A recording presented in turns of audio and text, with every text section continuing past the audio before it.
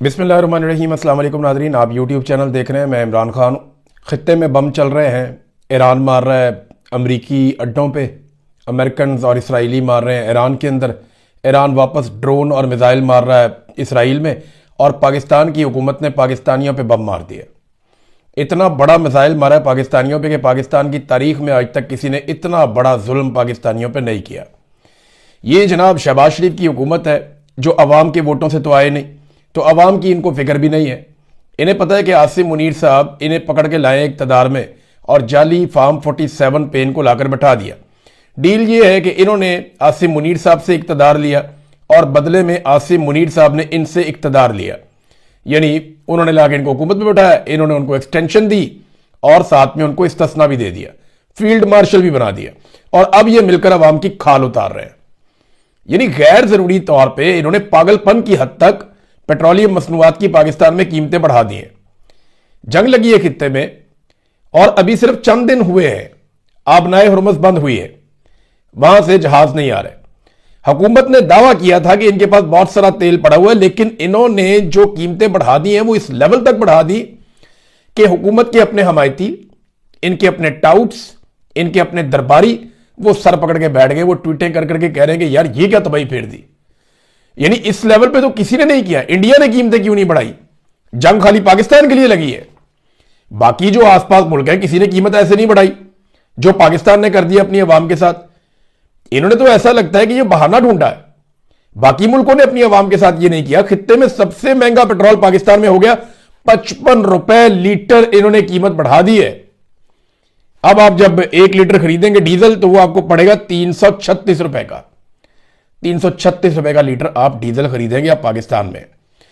देखिए चंद चीजें मैं आपको बताऊं। एक तो खित्ते में सबसे महंगा पेट्रोल अब हमारे पास है और सबसे नकम्मे, नालायक और बदनीयत हुक्मरान भी हमारे पास है। नंबर 2, आलमी मंडी की निस्बत हमने इजाफा ज्यादा कर दिया। यानी आलमी मंडी में अगर आप ये कहते हैं कि आलमी मंडी में तेल की कीमत बढ़ रही है, इस हिसाब से हमने ज्यादा कर दी, तो भाई आलमी मंडी में भी इतना बड़ा इजाफा नहीं हुआ जितना बड़ा इजाफा आपने पाकिस्तान में कर दिया। और आप तो पहले ही अवाम का खून निचोड़ रहे थे, अवाम से इजाफी पैसे ले रहे थे। 100 रुपए के करीब तो, यानी 85 के करीब तो आप लेवी ले रहे थे सिर्फ अवाम से। टैक्सेस की मद में आप 100 रुपए से ऊपर ले रहे थे, बजाय इसके कि आप पब्लिक को रिलीफ देते। आपने क्या किया? और उनके ऊपर बोझ डाल दिया। तो आलमी मंडी में इतना इजाफा नहीं हुआ जितना पाकिस्तान के अंदर इजाफा हो गया। नंबर 3, इन्होंने ऐसा लगता है कि जंग को एक अपॉर्चुनिटी के तौर पर लिया कि मौका मिल गया अवाम की खाल उतारने का। उतारो अवाम की खाल, क्योंकि इन्होंने अपने मुंह से कहा था, ये चौथा नुक्ता बहुत इंपॉर्टेंट है, इन्होंने अपने मुंह से कहा था कि हमारे पास तेल के काफी जखायर मौजूद है, कोई परेशान ना हो, बहुत तेल है हमारे पास, इन्होंने ये खुद कहा था, और काफी अरसे का तेल है हमारे पास, इन्होंने ये कहा था। हालांकि डीलर एसोसिएशन कह रही थी कि 2 हफ्ते का है, लेकिन ये कहते थे नहीं नहीं हमारे पास बहुत लंबा अरसा तेल है, बेफिक्र रहे। तो जो पहले तेल सस्ता खरीदा हुआ है उसी के ऊपर अवाम से इजाफी पैसे ले लिए, 55 रुपए लीटर। यानी ये तो अवाम को चूना लगाने वाली बात है ना, ये चूना लगा रहे हैं। मैं एक हकीकत आपके सामने रखता हूं कि इमरान खान साहब के दौर में इंटरनेशनल मार्केट में तेल की कीमत आज से भी ज्यादा थी। यानी आज $90 के आसपास। मैं भी चेक कर रहा था, ये सामने मेरे सिस्टम खुला हुआ है, इसके ऊपर मैं देख रहा हूं इंटरनेशनल मार्केट में इस वक्त जो ऑयल प्राइस है ये $90 के आसपास बता रहा है जब मैं ये देख रहा हूं। तो अब मुझे आप ये बताएं कि $90 अभी है, इमरान खान के दौर में $117 फी बैरल था। अभी भी जो इमरान खान साहब के दौर के अंदर पेट्रोल की आलमी कीमत थी उससे बहुत कम है अभी भी। उस कीमत के ऊपर इमरान खान 150 रुपए का डीजल पेट्रोल बेचता था, तो ये सारे जो है ना तत्ते तवे पे बैठ जाते थे, छलांगे मारते थे कि नहीं जी बहुत महंगा हो गया। और आज इमरान खान के दौर से आलमी मंडी में तेल बहुत सस्ता है और ये बेच रहे हैं इमरान खान से डबल से भी ज्यादा कीमत के ऊपर। यानी 300 का भी नहीं बेच रहे हैं, 150 वाला, 336 रुपए का डीजल बेच रहे हैं। ये इन्होंने पाकिस्तान के साथ किया है और झूठ बोलते हैं कि इमरान खान के दौर में इतनी कीमत बढ़ी थी। 120 रुपए का लीटर उसको मिला था क्योंकि निगरान हुकूमत भी बढ़ा गई थी, तो 120 रुपए से 150 रुपए तक इमरान खान साहब ने पहुंचाया था, हौली हौली करके। कभी कम होता था, कभी ज्यादा होता, तो 150 तक पहुंचा था। इन्होंने 150 से उठा के पेट्रोल को 336 तक ले गए। अब आगे किसान को मार पड़ेगी, उसकी गंदम लगी हुई है, उसकी फसलें लगी हुई है, उसको डीजल चाहिए होता है, 100 काम उसने करने हैं किसान ने, फसल पक के तैयार होनी है, और उसके बाद तरसील का मामला, ये हर चीज महंगी हो जाएगी पाकिस्तान में। जिस किस्म का इन्होंने ये हरकत की, ये तो कहते थे मोटरसाइकिल वालों को मुफ्त पेट्रोल दिया करेंगे हम। इनकी जलसों में आप तकरीरें उठा के सुने ना, ये आले शरीफ की और आले जरदारी की, और साथ में ये जो एक फौज ने बनाई थी पार्टी तरीके इस्तेकाम, इनकी तकारीर आप उठा के सुने। कहते थे जी हम जो बिजली कम इस्तेमाल करेगा 200-300 यूनिट उनकी बिजली मुफ्त, जो मोटरसाइकिल लेकर आएगा पेट्रोल पंप पे उसका पेट्रोल भी मुफ्त। ये मुफ्त पेट्रोल दे रहे हैं पाकिस्तानियों की, किसानों की इन्होंने कमर तोड़ दी है। इमरान खान रशिया गया था सस्ता तेल लेने के लिए, लेकिन जनरल बाजवा को एक्सटेंशन चाहिए थी, तेल नहीं चाहिए था कौम के लिए। यानी इमरान खान ने कहा था ना कि सस्ता तेल लेने गया हूं रशिया में, तो इन्होंने कहा नहीं नहीं नहीं, पता नहीं कौन सी साजिश हो गई अमेरिकन के, इन्होंने इतने कान भरे, उन्होंने साइफर भेज दिया, इन्होंने जनाब यहां पे सारे जर्नैल राजी करके रजीम चेंज कर दिया कि मुझे एक्सटेंशन मिल जाएगी। वो लैटरीन जो डिगा पिया होना, वो जिसको एक्सटेंशन पड़ी थी वो ऊंधे मुंह लैटरीन में गिरा। अब उसका पता भी नहीं है जिंदा है मर जाता है, उसके बारे में पता करने जाते हैं वो बताते ही नहीं है। फैमिली सोर्सेज से बात करते हैं, वो कहते नहीं हमें बात करने की इजाजत ही नहीं है। अब पता नहीं उसके अंदर क्या मामला है। तो ये मेरी हमदर्दी है, कोई बंदा इस तरह चोट लग जाए तो, लेकिन मामला ये है कि उसको एक्सटेंशन चाहिए था ना, उसको सस्ता तेल नहीं चाहिए था। आज वाला भी वही कर रहा है और उस दौर वाला भी वही कर रहा था, इनमें कोई फर्क नहीं है, कोई फर्क नहीं है। महंगाई का तूफान आ जाए, अब आएगा, ये चूना लगाएंगे लोगों को। अब ये करेंगे क्या, मैं आपको ये बता देता हूं। इन्होंने तेल की कीमतें बहुत बढ़ा देनी है, आवाम को चूना लगा लेना है, सस्ता तेल जो खरीदा हुआ महंगा बेच देना है। जैसे ही सूरत थोड़ी सी कंट्रोल होगी, ये थोड़ा सा सस्ता करके आवाम पे आसान चढ़ा देंगे, क्योंकि इनसे कोई टारगेट पूरा नहीं हुआ। ये टैक्स इकट्ठा ही नहीं कर पा रहे, ये खसारे के अंदर हुकूमत जा रही है लगातार, कोई सरमायाकारी पाकिस्तान में नहीं आ रही। दहशतगर्दी की वजह से पाकिस्तान छोड़ के भाग रहे, पाकिस्तान में आने के लिए कोई तैयार नहीं है। इंटेलिजेंस का लगातार फेलियर हो रहा है, इदारे अपना काम कर ही नहीं पा रहे और बिला वजह के चौधरी बने हुए हैं। तो इन्होंने जो पाकिस्तान की हालत कर दी है, अब अवाम का खून निचोड़ेंगे तो पैसे, अब इनको ये देखना डर फैला दिया इन्होंने कि जनाब पेट्रोल खत्म होने वाला है, पता नहीं कितने का हो जाएगा। तो इस डर की वजह से लोग बहुत ज्यादा पेट्रोल खरीदेंगे, गाड़ियां भरवाएंगे। इनको इस बात का आइडिया था कि एकदम बहुत बड़ी बिक्री होने वाली है पेट्रोल की, लिहाजा इन्होंने कहा पैसा बना लो इस पे भी। और अब ये पैसा बनाने का सारा खेल है। देखिए पाकिस्तान के साथ अमेरिका का क्या रवैया है, जिसके पास डोनाल्ड ट्रंप का फेवरेट फील्ड मार्शल है, जिसके पास आंखें मारने वाला, सलूट मारने वाला और चमकने वाला और चमकाने वाला वजीर आजम है फेवरेट डोनाल्ड ट्रंप का, वो जो है वो अमेरिका इजाजत नहीं देता। अमेरिका इजाजत किसको देता है? भारत को। अमेरिका ने भारत से कहा कि आप रशिया से तेल खरीद लें, सस्ता तेल, आप रूस से सस्ता तेल खरीदें 1 महीने तक, और उस तेल को अपनी रिफाइनरीज के अंदर लेकर आए और वहां से आप दुनिया को तरसील दें। यानी भारत ना सिर्फ रशिया से सस्ता तेल खरीद के लाएगा, यानी कल तक रूस का तेल अमेरिका कहता था कोई ना ले, अमेरिका पाबंदियां लगाता था कि रशिया का तेल कोई ना ले, कल तक अमेरिका ये कहता था। आज वही अमेरिका रूस के तेल की खुद मार्केटिंग कर रहा है। सबसे बड़ा बेनिफिशियरी तो फिर रशिया बन गया ना भाई। गल्फ के अंदर आबनाई हॉर्मस बंद हो गई, वहां से आप खुलवा नहीं पाए, अमेरिका ने पूरा जोर लगा के देख लिया, ईरान ने खुलने नहीं दी। जहां से सैकड़ों की तादाद में जहाज गुजरते रहते थे, वहां पे इक्का दुक्का गुजरते हैं, बहुत कम कोई जिनको ईरान इजाजत दे दे जाओ तुम चले जाओ, और तो वो किसी को जाने नहीं देते, जाने नहीं देते। चाइना को उन्होंने इजाजत दी है, पाकिस्तान को वो दे सकते हैं, पाकिस्तान उनसे बात कर सकता है। लेकिन भारत को अमेरिका ने कहा कि रशिया से तेल ले लो, सस्ता तेल, और उसको अपनी रिफाइनरीज में तैयार करके दुनिया को बेचो और बहरान को काबू करो, और भारत पैसा बनाएगा इसमें भी। तो अमेरिका किसका सका हुआ? फेवरेट फील्ड मार्शल इधर है, सस्ता तेल लेगा इंडिया और पैसा भी बनाएगा इंडिया। ये जो फेवरेट फील्ड मार्शल और फेवरेट वजीर आजम है ना, ये अमेरिका ने ऐसी लात मारनी है ना पाकिस्तान को, और ये इन्होंने हमेशा मारी, हमें इन्होंने हमेशा इस्तेमाल किया टिश्यू पेपर की तरह। तारीख इसकी गवाह है, और ये होना हम होता हुआ देखेंगे। ये जबानी कलामी है, सारा कुछ फायदा सारा इंडिया का है। यानी ये रशिया के तेल की अब मार्केटिंग अमेरिका कर रहा है। मैं तो हैरान हो रहा हूं, जिस तेल पे पाबंदियां लगती थी, और ये खबर पूरी दुनिया में छपी हुई है। रशिया जो है ना वो बेनिफिशियरी है, वो भरपूर प्रोपेगेंडा भी कर रहा है, खुल के आ गया।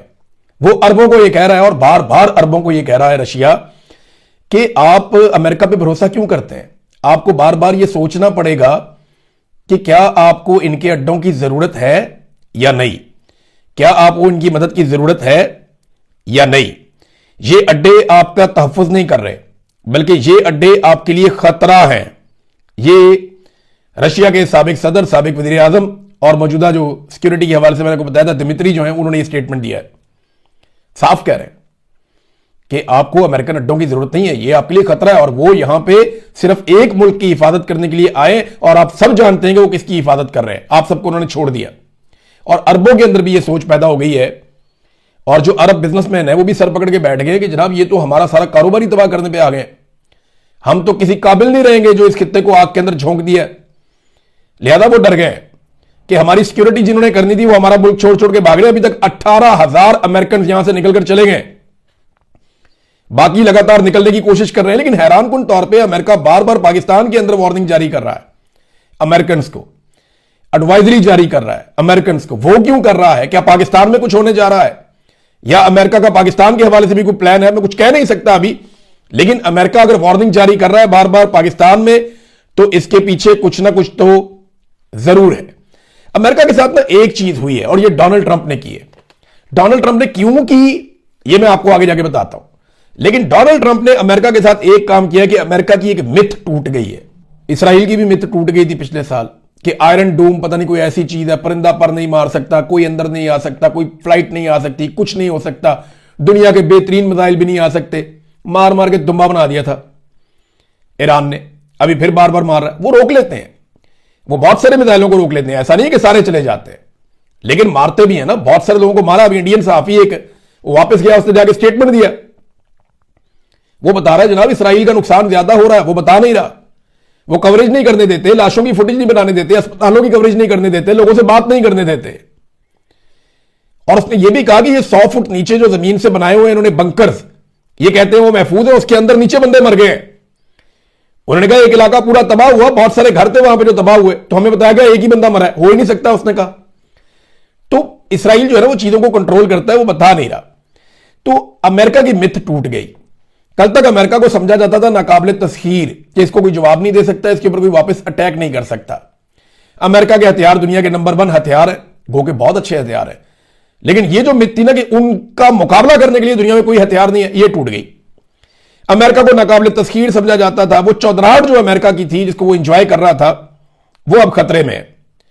अमेरिका के जो तबाहशुदा अड्डे हैं मिडिल ईस्ट के अंदर, उनकी जो सैटेलाइट तस्वीर है वो अमेरिका का मुंह चढ़ा रही है।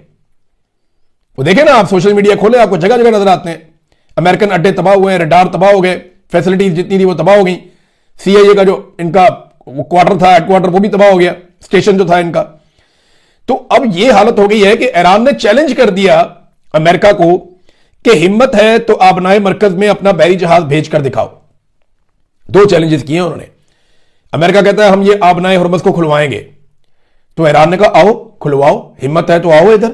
और अमेरिकन नहीं आ रहे, बल्कि वो भारत को कह रहे हैं कि रशिया से ले लो तेल, हम इधर नहीं आ रहे। ये मिथ टूट गई, अमेरिका की चौधराहट गई उसकी, और डोनाल्ड ट्रंप ने वार दी पकड़ के। ये अमेरिका के साथ डोनाल्ड ट्रंप ने बहुत बड़ी ज्यादती की है, अमेरिकन के साथ और अमेरिका के साथ। ईरान अभी तक हमले कर रहा है, अमेरिका भी हमले कर रहा है।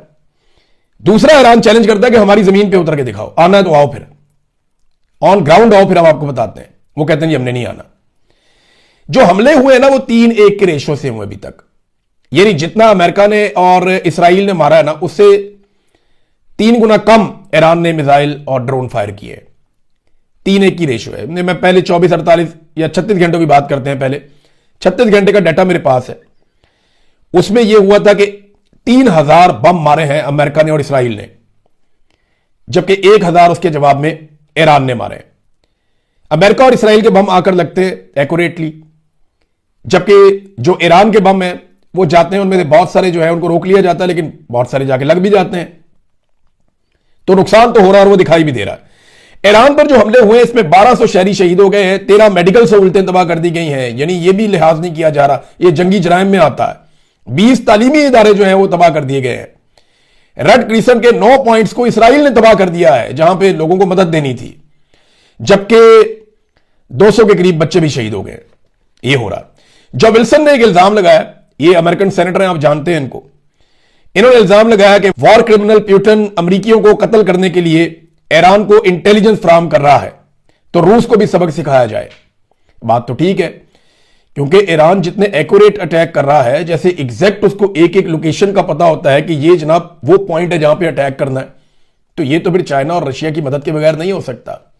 इतना शानदार सैटेलाइट का निजाम ईरान के पास नहीं है। वो कहीं से पक्की इंफॉर्मेशन उनको मिलती है, टिप, उसके बाद वो अटैक करते हैं। तो ये वो कर रहे हैं। CIA स्टेशन तबाह हो गया है। इराक में भी ईरान ने अमेरिकी लॉजिस्टिक कंपनी है ब्राउन एंड रूट, उसके ऊपर हमला किया है। वहां बड़े पैमाने पर आग लगी हुई है, बहुत नुकसान हुआ उनका। और इसके अलावा ब्लूमबर्ग के मुताबिक $300 मिलियन मालियत का रडार सिस्टम है खलीज के अंदर, वो भी तबाह हो गया है। ये उसकी फुटेज भी दिखा रहे हैं साथ में, ये ब्लूमबर्ग दिखा रहा है। और इसका एयर डिफेंस के लिए एक बड़ा कलीदी किरदार था। फिर कुवैत में अमेरिकी फौजी अड्डे की तबाही के सैटेलाइट मनाजर भी आ गए हैं कि जनाब ये भी देख लें। फिर बगदाद इंटरनेशनल एयरपोर्ट के करीब अमेरिकी बेस है विक्टोरिया, उसके ऊपर हमला किया, वहां पे भी आग लगी हुई है, ये मनाजिर भी आ गए हैं। और यूएई में पैट्रियट डिफेंस सिस्टम को निशाना बनाने का एक बहुत बड़ा दावा सामने आया। ये पैट्रियट डिफेंस सिस्टम, ये दुनिया में 2-3 है जो दुनिया के टॉप के हैं। एक पैट्रियट है अमेरिकन, एक रशिया का S-400 है, वो एक और पे काम कर रहे हैं जो उससे भी जदीद है। चाइना का एक है बहुत लेटेस्ट, वो आने वाला है, उसके ऊपर भी वो काम कर रहे हैं। दुनिया के बेहतरीन यही सिस्टम है। वो कहते नहीं यूएई के अंदर जो है ना वो पैट्रियट का एयर डिफेंस सिस्टम, उसको निशाना बनाने का दावा किया। कुछ वीडियोस और तस्वीर भी इसमें सामने आ रही हैं। अब ट्रंप ने ये अमेरिका के साथ क्यों करवा दिया? अमेरिका के साथ तो ये बहुत घिनौनी हरकत हो गई ना, चौधराहट ही गई। यानी एक ये मिथ बनी हुई थी ना, इसको नहीं घुमा सकता, इसको ना नहीं कर सकता कोई, इस पे अटैक नहीं किया जा सकता, भाई इस तक मिसाइल पहुंचते ही नहीं है, वो सारी टूट गई। भाई इसके अड्डे नहीं तबाह हो सकते, भाई इसके बहरी जहाज जो है ना वो नाकाबिल तस्खीर है, वो जहां चले जाए ये हो जाता है। डोनाल्ड ट्रंप ने ट्वीट किया, हमारा जा रहा है अब्राहम लिंकन, वो ये कर देगा वो कर देगा, वो नस गया पीछे दूर, वो रेंज से बाहर निकल जाता है, हमने नहीं आना यहां पे। अब ईरान कह रहा है आओ ना यहां पे खुशबू लगा के इसमें आबनाए हुर्मुज़ में, वो नहीं आ रहे, उधर नहीं आ रहे। हो सकता है फ्यूचर में आए ईरान को बहुत बुरी तरह तबाह करने के बाद, लेकिन फिलहाल सूरत यह कि अमेरिका की मिथ टूटी है। जो ईरान से इतनी मार खा रहा है, अगर खुदा ना खास्ता कल को चाइना के साथ लड़ पड़ता है या रशिया के साथ लड़ पड़ता है तो क्या होगा इसके साथ? यह है सोचने वाली बात, अमेरिका के लिए भी, अमेरिकन के लिए भी। अब सालसी की कोशिशें हो रही है किसी तरह जो है वो अमन कायम किया जाए। इसमें जो लोग अभी तक इंपॉर्टेंट रोल प्ले कर रहे हैं मैं आपको बता देता हूं। एक तो इसमें चाइना का बड़ा इंपॉर्टेंट रोल है, उन्होंने सारे मुल्कों से राब्ता किया है, ईरान से भी राब्ता किया है, और इसमें रूस का भी किरदार है। रशिया ने ईरानी सदर से राब्ता किया और अपनी सपोर्ट का यकीन दिलाया, और रशिया पूरा खुलकर सपोर्ट कर रहा है इस वक्त ईरान को, जबकि चाइना भी ईरान को सपोर्ट करता है, उसकी खुद मुख्तारी को सपोर्ट करता है और उसके दिफा करने को भी सपोर्ट करता है। फिर 1-2 यूरोपीय ममालिक हैं वो भी इस मामले के अंदर अपना रोल प्ले कर रहे हैं। सऊदी अरब बहुत कोशिश कर रहा है। ये देखे, अगर मैं कहूं सबसे ज्यादा कोशिश कौन कर रहा है तो वो सऊदी अरब कर रहा है। उन्होंने ईरान के साथ लगातार राब्ते किए हैं और बैकडोर चैनल्स उन्होंने रखे हुए हैं। वो पूरी कोशिश कर रहे हैं कि अमेरिका और ईरान को किसी तरह से जंगबंदी के ऊपर कायल करें। इसराइलियों के साथ तो वो बात ही नहीं करते, उन्हें पता है कि ये तो फितना है, ये तो लड़ाई करवाएंगे, ये तो लड़ाई के अलावा इन्हें कुछ सूझ नहीं रहा इस वक्त, ये समझते यही है सऊदीज। तो वो कोशिश कर रहे हैं कि यहां खित्ते में अमन आ जाए, वरना चीजें बहुत खराबी की तरफ जा रही हैं। सऊदी अरब बड़ा किरदार अदा कर रहा है, तुर्की और पाकिस्तान भी इसके अंदर शामिल हो सकता है, वो भी किरदार अदा कर सकता है। देखिए अमेरिका को फेस सेविंग चाहिए, डोनाल्ड ट्रंप को अमेरिका को फेस सेविंग चाहिए। सबसे बड़ा सवाल यह है कि क्या ईरान अब एटमी तजुर्बा करेगा? तो जो ईरान ने हालात देख लिए हैं ना, अगर उसने बार बार के हमलों से बचना है और अगर उसके अंदर समझदारी हुई तो ऐसा लगता है कि वो एटमी तजुर्बा जरूर करेगा। ईरान को यह समझ आ गई है कि ये तो मुझे बार बार मारेंगे, मुझे एटमी तजुर्बा करना पड़ेगा, क्योंकि अगर आज उसके पास एटम बम होता तो ये लड़ाई ना हो रही होती, वो आराम से बैठा हुआ होता, मुज़ाकरात कर रहे होते, जैसे वो बैठा हुआ है आराम से शुमाली कोरिया, उसको कोई नहीं छेड़ता। अब डोनाल्ड ट्रंप ने यह सारा पंगा लिया। क्यों? यहां पे एक खबर है मेरे पास, ये मैं आपके साथ शेयर करता हूं। ये निकलती है एप्स्टीन फाइल से। देखे ना, सियासत ये असल बात होती है। पाकिस्तान में जो पाकिस्तान के हुक्मरान कर रहे हैं, जो आसिम मुनीर साहब, शहबाज शरीफ साहब कर रहे हैं, ये अपनी पॉलिटिक्स के लिए कर रहे हैं ना, पाकिस्तान की अवाम को, पाकिस्तान के अमनो अमान को, पाकिस्तान की मईशत को, पाकिस्तान की इमेज को, हर चीज को इन्होंने दांव पे लगा दिया कि हम बच जाएं किसी तरह। इसी तरह डोनाल्ड ट्रंप ने भी अमेरिका को दांव पे लगा दिया। अमेरिका की चौधराहट, अमेरिका की मिथ टूट गई, अमेरिका की जो दुनिया के अंदर एक बनी हुई थी कि नाकाबिल तस्लीम, वो हर चीज उसने, डोनाल्ड ट्रंप ने दांव पे लगा दी, उसकी इज्जत भी। और वजह क्या हुई, ये मैं थोड़ी सी आपको खबर पढ़ के सुनाता हूं। ट्रंप ने 13 साल लड़की को जिनसी ज्यादती का निशाना बनाया। एप्स्टीन फाइल में नए इल्जामात और उसकी तफसीलात अब सामने आ गई हैं। ट्रंप को इस बात का पहले से पता था कि यह होने जा रहा है, क्योंकि ये मामला अदालत में चल रहे थे। यह रिपोर्ट उन दस्तावेजात पर मबनी है जो हाल ही में जेफरी एप्स्टीन के केस से मुतालिक मंजर आम पर आई है। इन दस्तावेजात में साबिक अमेरिकी सदर डोनाल्ड ट्रंप के खिलाफ संगीन नौयत के इल्जाम आयद किए गए हैं। इल्जामात की नौयत यह है कि 1994 में डोनाल्ड ट्रंप ने, मैं यहां पे थोड़ा सा सेंसर कर दूंगा, हमारी खवातीन और घर में बच्चे भी देखते हैं बाद वीलॉग, तो मैं सिर्फ इतना आपको बताऊंगा। ये इल्जामात एक खातून ने लगाए और उन्होंने कहा कि जब मैं छोटी थी 13 साल की तो डोनाल्ड ट्रंप ने ज्यादती की थी, और ये दस्तावेजात इसके अंदर मौजूद हैं और बहुत सारी चीजें, इसकी जो तफसीलात हैं उनके अंदर मैं बिल्कुल नहीं जाता, जाना भी नहीं चाहिए क्योंकि लोग सुनते हैं, आप समझ गए होंगे। मैंने एप्स्टीन फाइल पे इसीलिए ये बहुत ही गंद है, बहुत ही गंद है, लेकिन दुनिया में है। मेरी तमाम माँ बाप से गुजारिश है कि अपने बच्चों को हमेशा महफूज रखें। यहां बहुत दरिंदे हैं। अगर अमेरिकी सदर का माजी ऐसा है, 94 में वो ये हरकतें कर रहा था, तो आप समझे कौन कौन यहां क्या कर रहा होगा। तो अपने बच्चों पर ना सिर्फ नजर रखें बल्कि अपने बच्चों को महफूज रखें, यह भी आपकी रिस्पॉन्सिबिलिटी है। बहरहाल इसने 13 साल लड़की के साथ जुल्म किया डोनाल्ड ट्रंप ने, और वो आगे जो लिखा हुआ वो तो बहुत ही घटिया बातें हैं, बहुत घटिया हरकतें हैं। लेकिन डोनाल्ड ट्रंप ने कहा नहीं जी हमारे पास साजिश हो रही है, जैसे हमेशा हर लोग कहते हैं साजिश हो रही है, झूठे हैं इल्जामात जो है सियासी बुनियादों पर जनाब मेरे पर किया जा रहा है। एप्स्टीन के साथ ताल्लुकात तो थे डोनाल्ड ट्रंप के, बहुत सारी तस्वीर और बहुत सारी चीजें, और ये 90 की दहाई में ही है जबकि ये वाकया भी रिपोर्ट हुआ है। ये फाइलें उन अदालती कार्रवाइयों का हिस्सा हैं जो एप्स्टीन के मुतासरीन की जानिब से दायर किए गए मुकदमात के सिलसिले में ये खोली गई हैं। इनमें कई दीगर बाअसर शख्सियात के नाम भी शामिल हैं, लेकिन ट्रंप के हवाले से ये इल्जामात सबसे ज्यादा संगीन समझे जा रहे हैं। ये डोनाल्ड ट्रंप को लेकर डूब जाएगी ये एप्स्टीन फाइल, ये डोनाल्ड ट्रंप को बहुत बुरी तरह तबाह करेगी। उसको पता था, उसने ईरान के साथ पंगा ले लिया कि मैं यहां हीरो बन जाऊंगा, वो वहां उससे बड़ा विलन बन गया। तो वो कहते हैं ना जब किसी की मत मारी जाती है ना तो उसके सर में डंडा नहीं मारना पड़ता, वो अपना सर खुद ही फाड़ देता है। और भी बहुत सारी मिसालें हैं। बहरहाल ट्रंप के साथ बहुत बुरी होने वाली है, ऐसा दिखाई दे रहा है। बहरहाल अब तक के लिए इतनी, अपना ख्याल रखिएगा, अपने चैनल का भी। अल्लाह हाफिज़।